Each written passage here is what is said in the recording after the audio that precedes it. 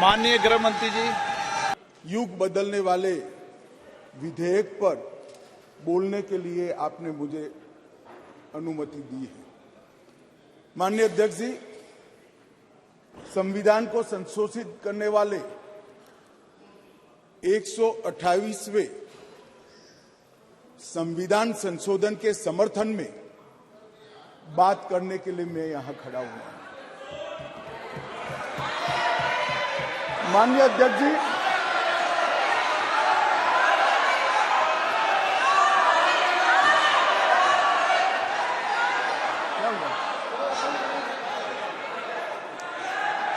माननीय अध्यक्ष जी, जिसको जाना है डरिए मत, डरिए मत। अरे भाई डरो मत। नो, जिसको जाना है जाने दिया। ऐसे क्यों? प्लीज, कोई भी सदन में रुक सकता है, जा सकता है। माननीय अध्यक्ष जी, प्लीज, नो। माननीय अध्यक्ष जी,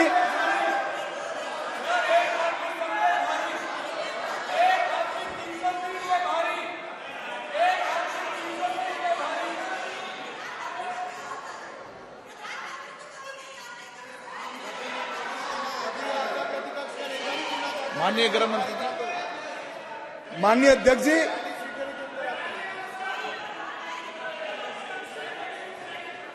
कल का दिन भारतीय संसद के इतिहास में स्वर्ण अक्षरों से लिखा जाएगा।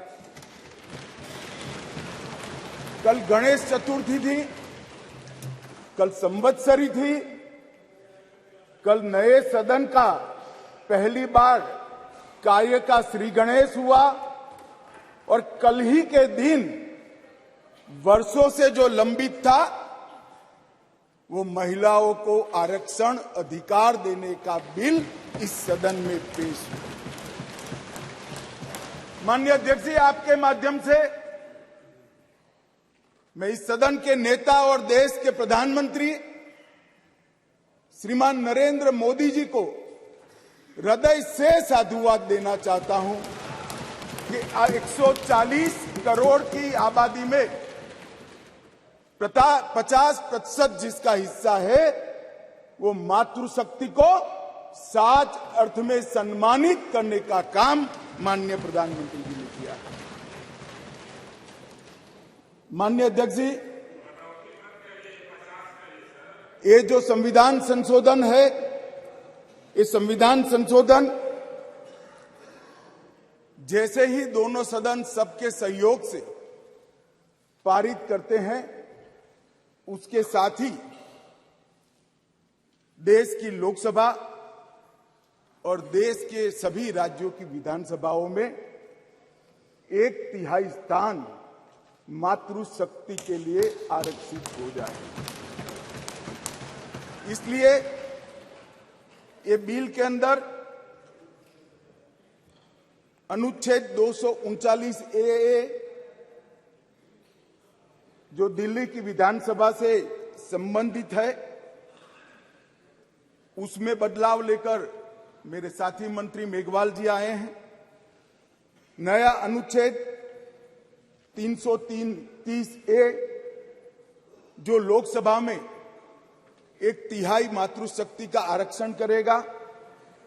नया अनुच्छेद 332A जो राज्यों की विधानसभा में 1/3 मातृशक्ति का आरक्षण करेगा और इसके साथ साथ SC और ST वर्ग के लिए जितनी भी सीटें रिजर्व है उसमें भी 1/3 सीटें मातृशक्ति के लिए आरक्षित हो जाएगी।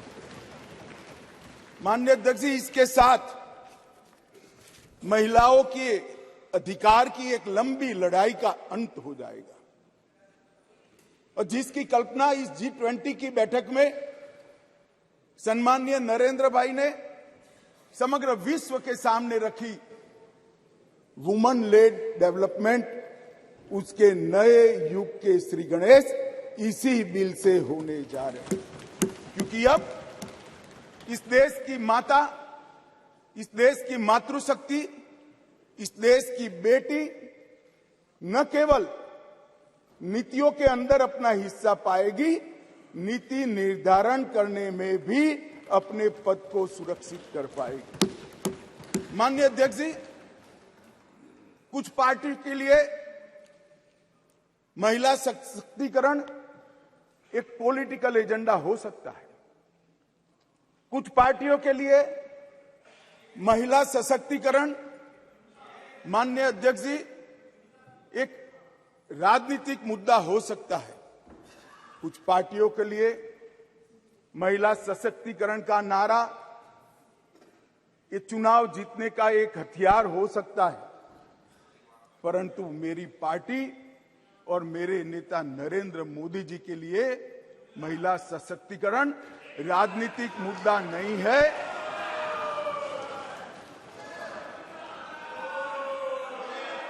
फिर से सुनिए, मेरी पार्टी और मेरे नेता नरेंद्र मोदी जी के लिए महिला सशक्तिकरण राजनीतिक मुद्दा नहीं, मान्यता का सवाल है, मान्यता का सवाल। माननीय अध्यक्ष जी,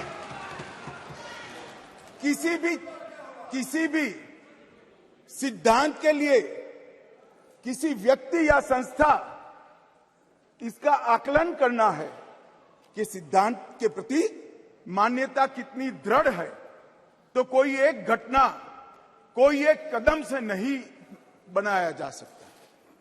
प्रधानमंत्री नरेंद्र मोदी जी जब संगठन का काम करते थे, भारतीय जनता पार्टी के संगठन महासचिव थे गुजरात प्रांत के, और गुजरात में भारतीय जनता पार्टी की वडोदरा कार्यकारिणी हुई थी।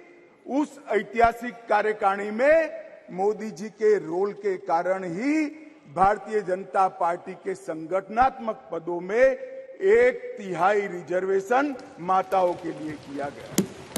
और ऐसा करने वाले मैं गर्व से कह सकता हूं कि मेरी पार्टी सबसे पहली पार्टी है और मेरी पार्टी सबसे अंतिम पार्टी। माननीय अध्यक्ष जी, मोदी जी जब मुख्यमंत्री थे, ढेर सारे लोगों को मुख्यमंत्री रहते हुए ढेर सारी भेंटें मिलती हैं। ज्यादा से ज्यादा सभी लोग इसको तोशाखाना में आरक्षित रखवा देते हैं। मोदी जी ने उस वक्त निर्णय किया था और सार्वजनिक घोषणा भी की थी कि जितनी भी भेंट आएगी उसका ऑक्शन होगा और वो बच्चियों की पढ़ाई लिखाई के लिए खर्च की जाएगी। माननीय अध्यक्ष जी, सीएम रहते हुए भी उनको प्रधानमंत्री देश की जनता ने चुना। 2014 में उनको प्रधानमंत्री पद के प्रत्याशी घोषित करने के बाद चुनाव हुआ और 30 साल के बाद इस देश की महान जनता ने पूर्ण बहुमत की एक सरकार मोदी जी के नेतृत्व में बनाने का मैंडेट। और जब सरकार बनाने का समय आया तब मोदी जी का स्वाभाविक था कि मुख्यमंत्री पद से इस्तीफा देना, और इस्तीफा देने के बाद ही वो प्रधानमंत्री बन सकते थे। तो मुख्यमंत्री पद से जब मोदी जी ने इस्तीफा दिया तब इनके बैंक अकाउंट में माननीय अध्यक्ष जी, भाई उनको जवाब न दो, इनके बैंक अकाउंट में जितना भी मुख्यमंत्री की तनख्वाह से और जितना भी पैसा बचा था वो सारा का सारा गुजरात सचिवालय की वर्ग 3 और 4 के कर्मचारियों की बच्चियों की पढ़ाई लिखाई के लिए। माननीय अध्यक्ष, इसके लिए कोई सर्कुलर नहीं था, इसके लिए कोई कानून नहीं बनाया था। यही मोदी जी थे जब गुजरात के मुख्यमंत्री थे, तब बेटी बचाओ बेटी पढ़ाओ का नारा देश भर में दिया और गुजरात में उनके प्रयासों से जन जागृति के माध्यम से कोई कानून के बगैर लिंग अनुपात के अंदर बहुत बड़ा परिवर्तन कर कर लाखों लाखों बेटियों को पृथ्वी पर आने का अधिकार इस नरेंद्र मोदी जी ने। दोम धक्की धूप में मई महीने में पटवारी से लेकर मुख्यमंत्री तक पूरी की पूरी सरकार 5 दिनों तक गर्ल चाइल्ड एनरोलमेंट के लिए गांव गांव में जाती थी। कोई कस्बा ऐसा नहीं होता था जहां पर सरकार के पदाधिकारी नहीं जाते थे। पंच, सरपंच, जिला पंचायत के सदस्य, तहसील पंचायत के सदस्य, विधायक, सांसद, मुख्यमंत्री, मंत्री सभी लोग जाते थे और बच्चियों को पढ़ाने के लिए, उनके एनरोलमेंट के लिए और ड्रॉप आउट रेशियो के कम करने के लिए, उनको फिर से पुनः दाखला दिलाने के लिए गांवों में निवास करते थे। माननीय अध्यक्ष जी, बेटी बचाओ बेटी पढ़ाओ, इसका परिणाम क्या था? एक और तो लिंग अनुपात में बहुत बड़ा अंतर आया और दूसरी ओर कांग्रेस पार्टी जो लेगेसी छोड़कर गई थी गुजरात में, उसमें प्राइमरी एजुकेशन में 37% ड्रॉप आउट रेशियो था और मोदी जी जब मुख्यमंत्री से प्रधानमंत्री बनने के आए तब वो 30% ड्रॉप आउट रेशियो घटकर 0.70% है। माननीय अध्यक्ष जी, इसलिए मैं कहता हूं कि हमारे लिए राजनीतिक मुद्दा नहीं है, हमारी मान्यता का मुद्दा है, हमारे स्वभाव का मुद्दा है, हमारी कार्य संस्कृति का मुद्दा है। माननीय अध्यक्ष जी, जहां तक नरेंद्र मोदी जी की केंद्र में सरकार बनी, ये कह रहे हैं कि पहले भी हुआ था, पहले रोक लिया गया, ये सब बातें तो मैं बाद में बताता हूं। परंतु ये जो महिला सशक्तिकरण की बात है, ये संविधान संशोधन से जुड़ी हुई नहीं है। महिलाओं के लिए सुरक्षा, सम्मान और सहभागिता, ये तीनों चीजें जिस दिन मोदी जी ने इस देश के प्रधानमंत्री पद का शपथ लिया, जिस दिन से भारतीय जनता पार्टी की सरकार बनी, इस सरकार का श्वास और प्राण दोनों बने हुए हैं। माननीय अध्यक्ष, कई ऐसी चीजें हैं जो हुई है। आज मैं कहना चाहता हूं माननीय अध्यक्ष जी, जिस दिन मोदी जी इस देश के प्रधानमंत्री बने, इस देश के 70 करोड़ लोग ऐसे थे जिनके घर में बैंक अकाउंट नहीं था। मोदी जी ने जनधन योजना चालू करी, बैंक अकाउंट खोलने का अभियान चालू किया, 52 करोड़ बैंक अकाउंट खोले गए और 52 करोड़ बैंक अकाउंट में से 70% बैंक अकाउंट माताओं के नाम से खोले गए। माननीय अध्यक्ष जी, माताओं के नाम से आज महिला सशक्तिकरण हुआ है। सारी योजनाओं का जो पैसा जा रहा है, माननीय अध्यक्ष जी,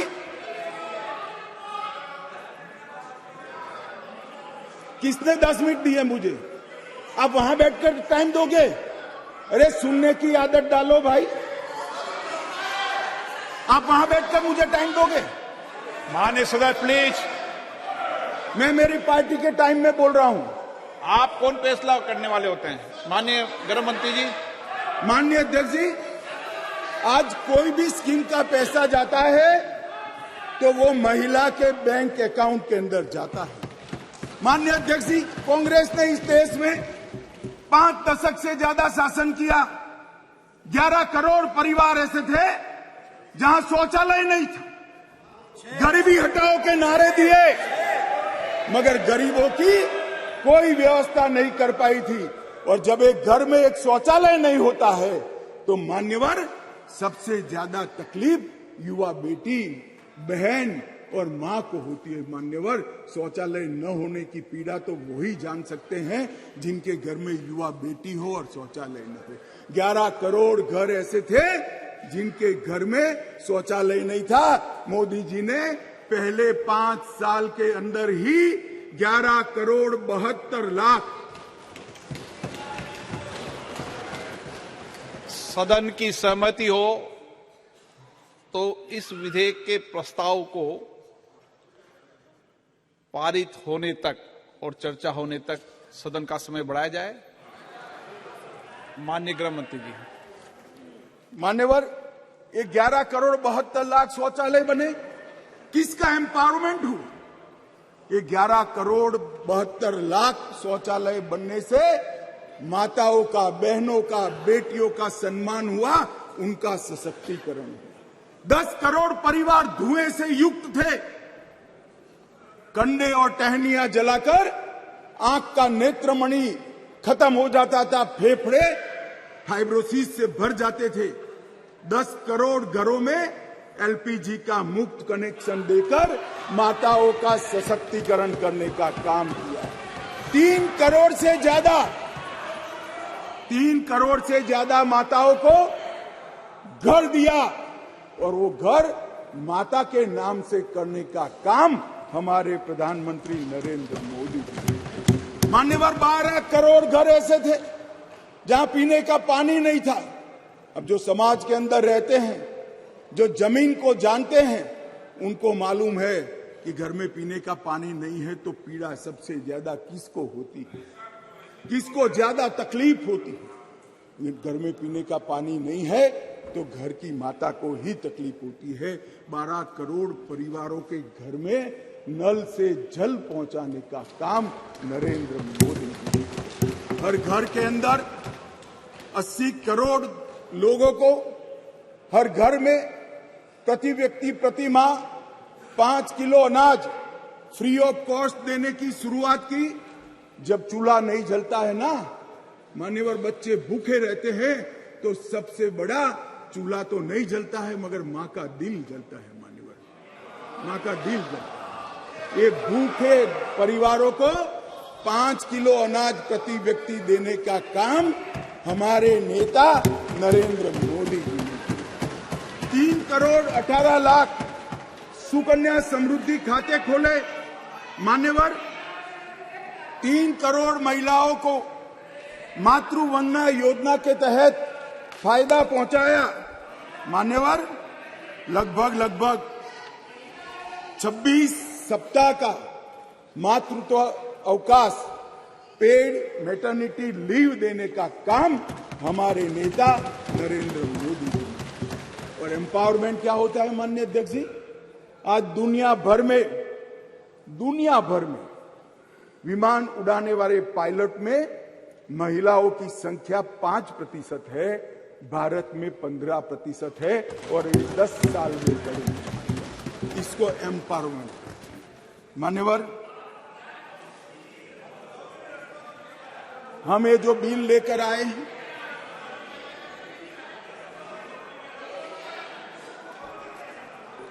मान्यवर,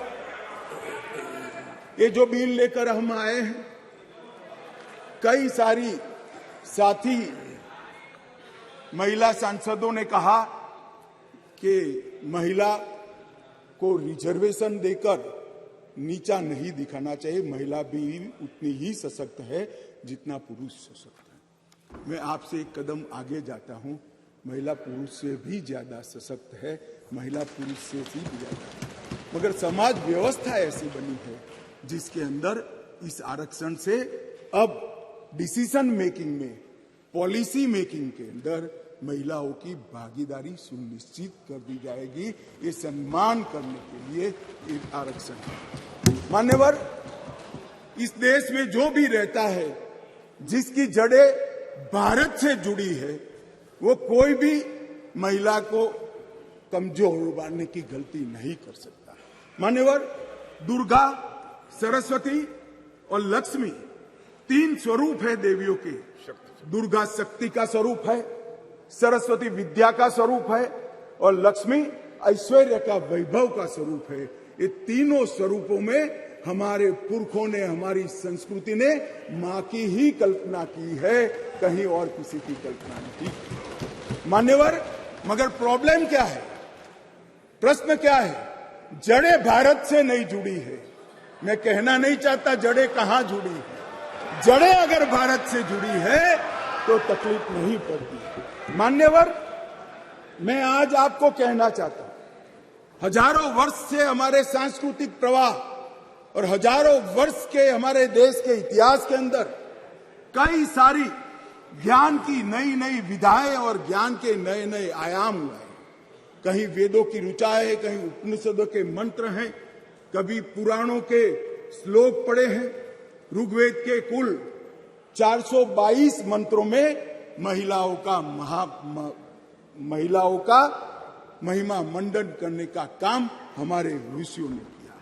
वेदों की रचना में योगदान देने वालों में गार्गी, मैत्रेयी, घोषा, विश्वम्भरा, श्रद्धा, संध्या, देवयानी, सची, अदिति, लोपामुद्रा, ये सारी माताओं ने वेदों को संवेदना से परिपूर्ण कर कर समग्र चराचर की चिंता करने वाली है। माननीय अध्यक्ष जी, कहा जाता है अदिति को इंद्र की मां कहा जाता है। मान्यवर, अदिति चारों वेदों में पारंगत थी और चारों वेदों को पूर्ण करने में उन्होंने बहुत बड़ी भूमिका निभाई।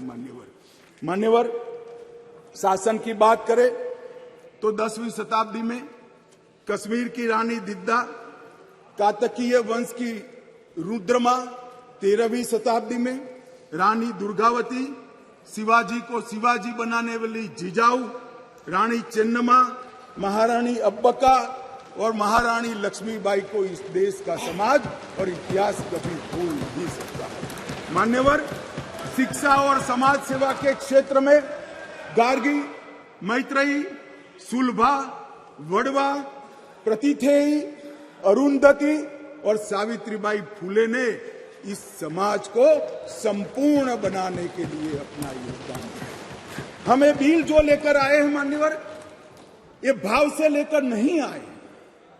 एक प्रकार की समाज व्यवस्था बनी है और समाज व्यवस्था में एक क्षति है।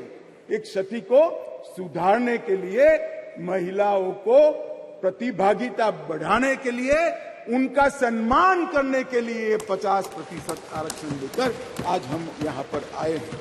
मान्यवर, जहां तक ढेर सारे लोगों ने अलग अलग प्रकार की बातें की है मान्यवर, मैं आज यहां कुछ चीजों का जवाब भी जरूर देना चाहूंगा।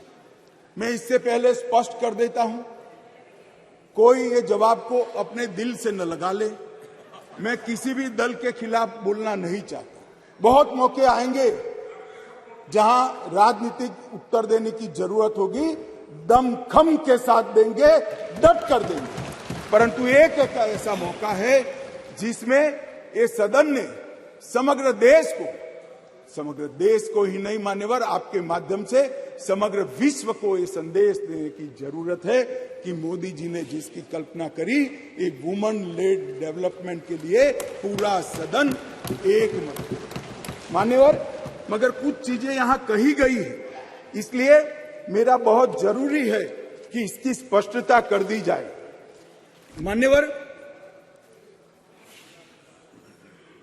मान्यवर, ये जो प्रयास है, ये वो 5वां प्रयास है। पहली बार ये महिला आरक्षण बिल नहीं आ रहा है, पहली बार ये संविधान संशोधन नहीं आया है। तो क्या हुआ वो 4 संविधान संशोधनों का? क्यों आज मोदी जी ने लेकर आना पड़ा?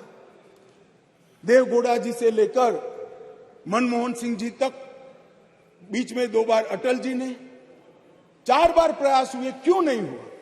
कौन कारण था? किसके कारण पास नहीं हुआ? क्या प्रयास अधूरे थे? क्या मंशा अधूरी थी? या कुछ लोगों ने इस प्रकार का किया कि आगे हो ही न पाए? मान्यवर, ये मैं जरूर बताना चाहता हूं। मान्यवर, सबसे पहले इस संविधान संशोधन विधेयक 81वें संशोधन विधेयक के रूप में 12 सितंबर 1996 में आया, देवगौड़ा जी का। मुझे कोई आपत्ति नहीं है भाई, इसका पूरा यश कांग्रेस पार्टी में के अकाउंट में डालना है तो डाल दीजिए। आप भी वोट दे दीजिए, सहमति दे दीजिए, अपने आप आपको वोट मिल जाएगा। परंतु मैं जो स्थिति है, जो सच्चाई है, वो देश की करोड़ों माताओं बहनों को बताना चाहता हूं। ये विधेयक को पहली बार लेकर आए HD देवगौड़ा प्रधानमंत्री जी थे, तब ये सरकार लेकर आई। मान्यवर, उस वक्त कांग्रेस पार्टी विपक्ष में बैठा करती थी। देवगौड़ा जी की नहीं, और उनके ही कारण गिर गई थी, सरकार में नहीं थे, सरकार में नहीं थे। अरे बैठो यार। मान्यवर, विधेयक सदन में रखने के बाद विधेयक को गीता मुखर्जी की अध्यक्षता में एक संयुक्त समिति को दे दिया गया और संयुक्त समिति ने 9 दिसंबर 1996 को अपनी रिपोर्ट दे दी, परंतु दुर्भाग्य से विधेयक कभी सदन तक पहुंच नहीं पाया, आया ही नहीं। क्या हुआ मालूम नहीं।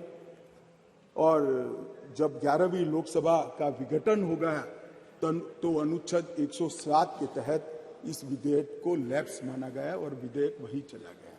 मान्यवर, फिर अटल जी प्रधानमंत्री बने।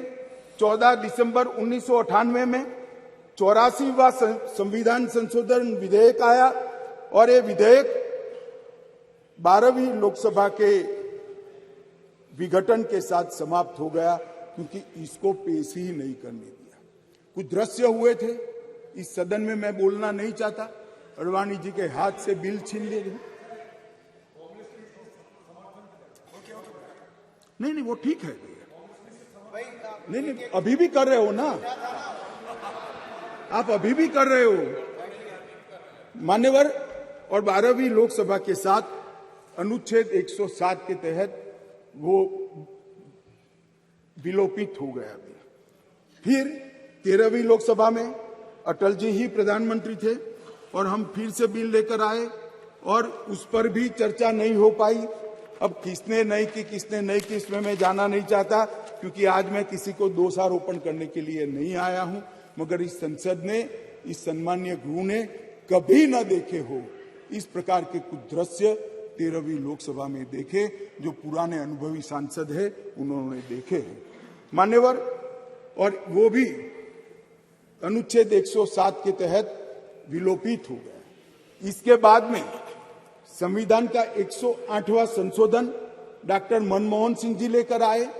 मनमोहन सिंह जी संशोधन लेकर आए, वो पहले राज्यसभा में रखा, राज्यसभा में संशोधन पारित हुआ, उसके बाद में लोकसभा में लाने का मौका ही नहीं हुआ और वो विधेयक भी विलोपित हो गया। तो कल जो मैं कहता था अधीर रंजन जी कि विधेयक, आपने कहा कि विधेयक अभी लंबित है, लंबित नहीं है, जिंदा नहीं है, जीवित भी नहीं है। बैठ जाओ, मैं समझा देता हूं। आप बैठ जाइए, मैं समझा देता हूं। मान्यवर, जब लोकसभा का विघटन होता है, लोकसभा जब विघटित हो जाती है तो अनुच्छेद 107 के तहत लंबित विधेयक जितने भी है वो विलोपित हो जाते हैं, यहां पर नहीं रहते। नहीं, कल उन्होंने सवाल किया था कि विधेयक क्यों फिर से लाना पड़ा। हमारा विधेयक पड़ा है, नहीं पड़ा है, इसलिए विधेयक फिर से लाना।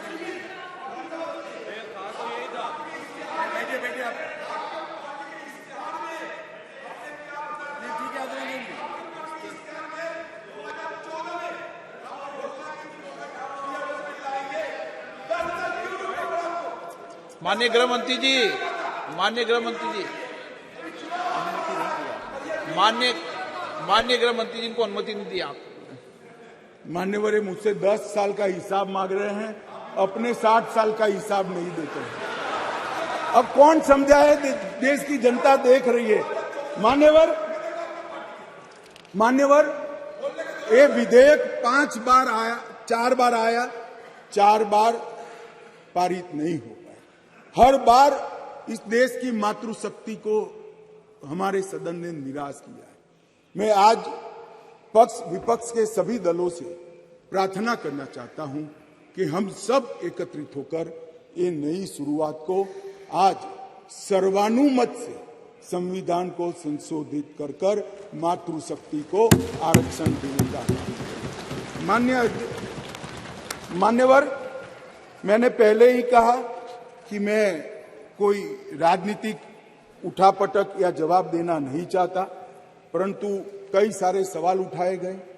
हमारी मंशा पर भी सवाल उठाए कि भाई तुरंत अमल में क्यों नहीं लाते, डिलिमिटेशन कमीशन क्यों और 2026 क्यों।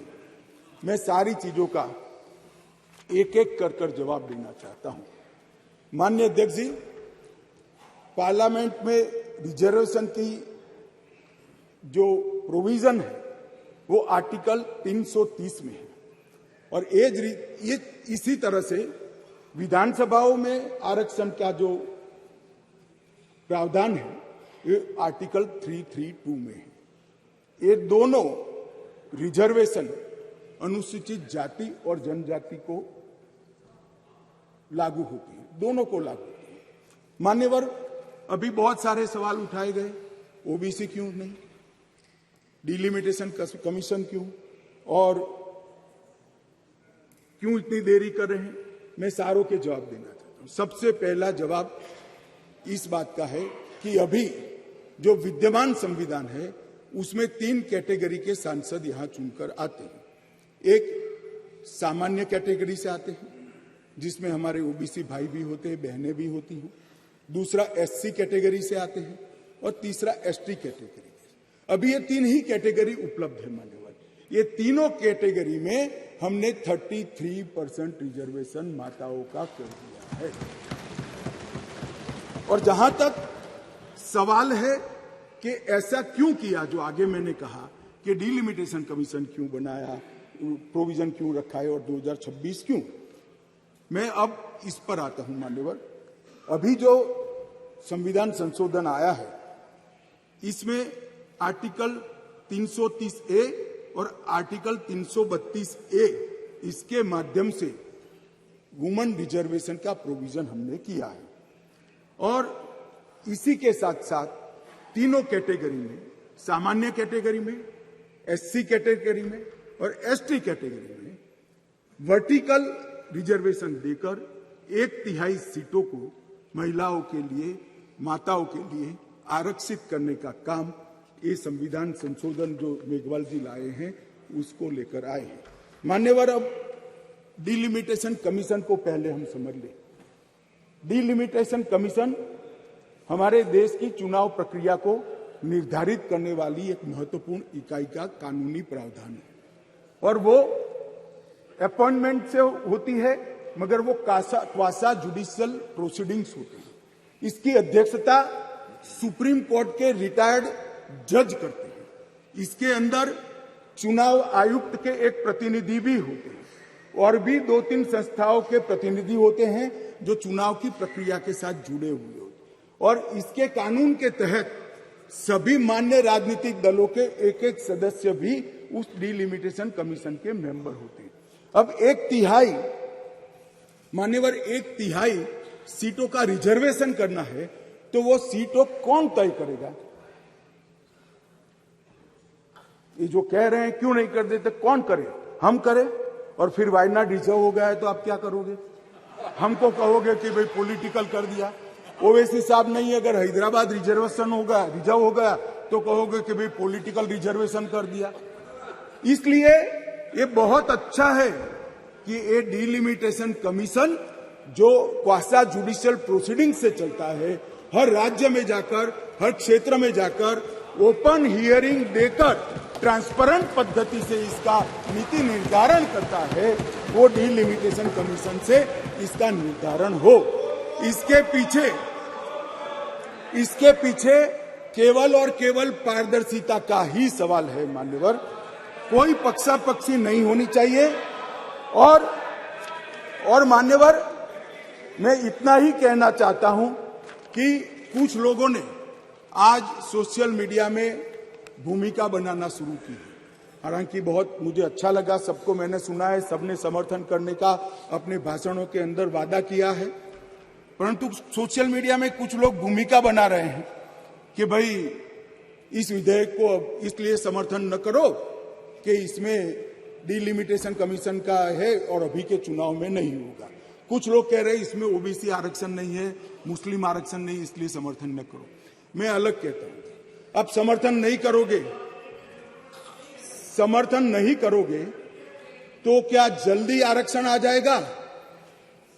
तो भी 29 के बाद आएगा। समर्थन कर दो, गारंटी हो गई। फिर जो सरकार आएगी उसमें जो बदलाव करेगी वो भी होगा। एक बार श्री गणेश तो करो। गणेश चतुर्थी के दिन ये संविधान संशोधन विधेयक आया, एक बार शुरुआत करनी चाहिए और एक बार शुरुआत करें, उसके बाद पहला डिलिमिटेशन कमीशन।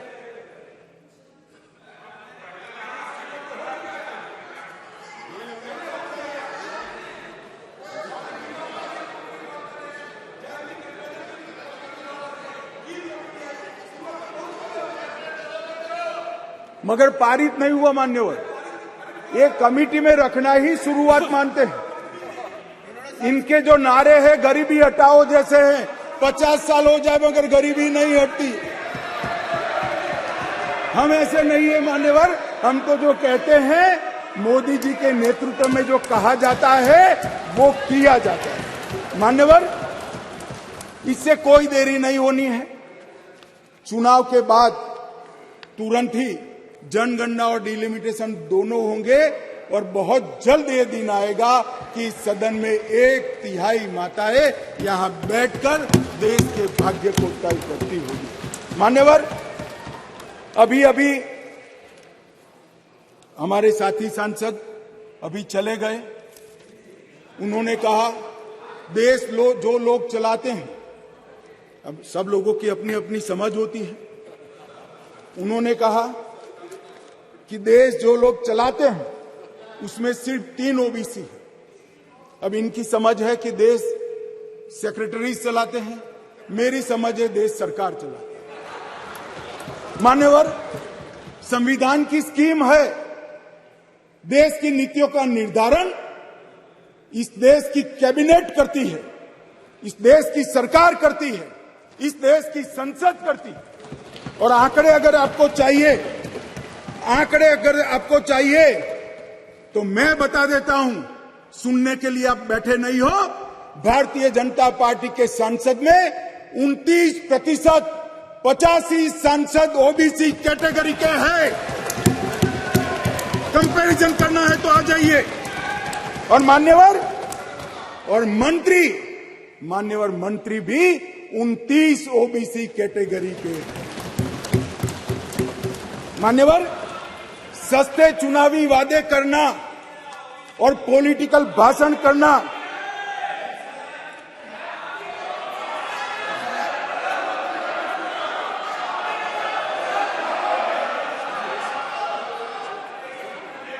दादा, नए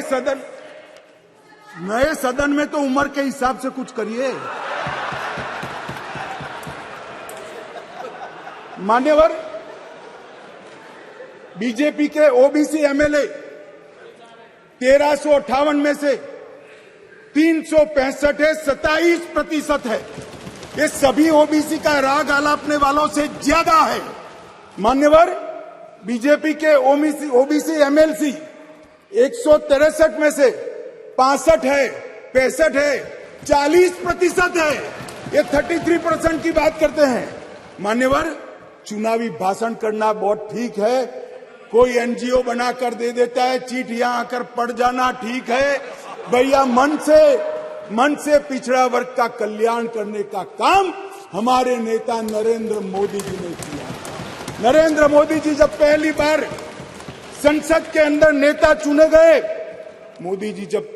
संसद के अंदर नेता चुने गए और कहा गया उनको भाषण करने के लिए, लिखा हुआ भाषण एक साइड पे रह गया।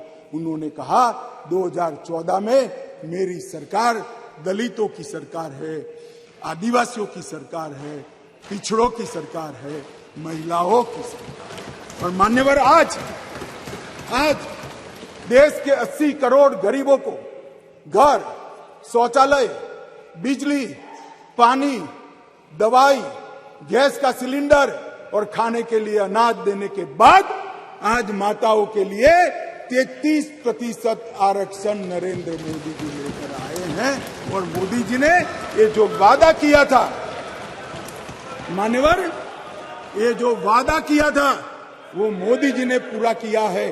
और ये सारे जो ओबीसी का राग अलपते हैं उनको मैं कहना चाहता हूं, आपकी पार्टियों ने कभी ओबीसी प्रधानमंत्री नहीं बनाया, भारतीय जनता पार्टी ने ओबीसी प्रधानमंत्री बनाया। मान्यवर, इसलिए मैं सभी दल के सांसदों को एक विनती करना चाहता हूं, आपको लगता है इसमें कुछ अधूरा है तो कल सुधार लेंगे, मगर हम जो लेकर आए हैं वो महिलाओं के सम्मान की बात है, कृपया उसका समर्थन कीजिए। 4 बार इस संसद को, देश की माताओं को हमने निराश किया है। इस बार राजनीतिक पक्षापक्षी से ऊपर उठकर दलगत राजनीति से ऊपर उठकर हम सब ये विधेयक का समर्थन करें और यश आपका भी है, हमारा भी है, छोटे से छोटे निर्दलीय सांसद का भी है, ये यश संसद का है, सदन का है। हम सब मिलकर इसको पारित करें, यही मेरा सबसे अनुरोध है।